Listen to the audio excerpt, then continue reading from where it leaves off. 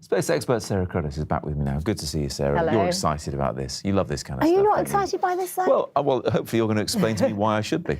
Well, this is the equivalent of, or the whole mission of landing a fly on a speeding bullet in terms of the technological and engineering achievement. I think actually sometimes we take for granted and assume we've done so much more in terms of space exploration, but we've only been going into space for 50 years. We haven't sent humans beyond Earth orbit since the early 1970s, and we've never landed on a comet before, so this mission had a 12-year, over 6 billion mile journey across our solar system to rendezvous with a comet called Churyumov-Gerasimenko 67P. You can't say that. I know it's quite a mouthful. And then land on it, send the Philae lander. And then this last final bit of the mission, which was actually conceived and developed in the mid-1980s, was to actually send the spacecraft, which wasn't designed to land on Rosetta, down to the comet and to try and get that final bit of science back from the mission. So that's a bit of a bonus. I tell you what I can say is Andrea Akamatso, which is the spacecraft operations manager from the European Space Agency, says Rosetta has been comparable to the moon landing. Really that big?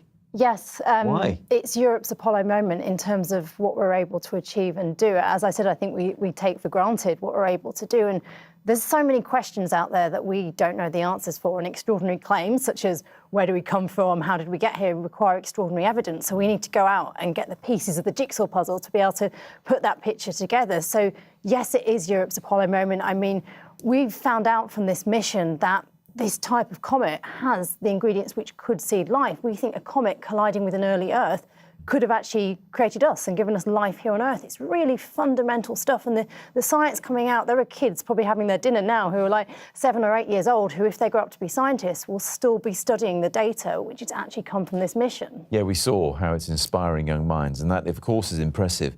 So what is the European Space Agency going to do next to keep inspiring us? Well, they're landing on Mars next month, so nothing big. Oh, that sounds nothing simple. big. I think one of the interesting things to come from this is Europeans are more reserved. So NASA's always shouted about their achievements. They've got a great PR team. ESA's more reserved in terms of what they're actually doing. They don't shout about it. This was the first time they really told their story. They had these brilliant cartoons, which if you go on the ESA YouTube channel, you can actually watch them. And they turned Philae, the Philae lander and Rosetta into two little characters and really helped to tell their story. So actually it shows how valuable communicating science and why we need to do these things as much as actually doing the science itself. That's interesting. So they're getting the PR right. Are they competing a bit with NASA then?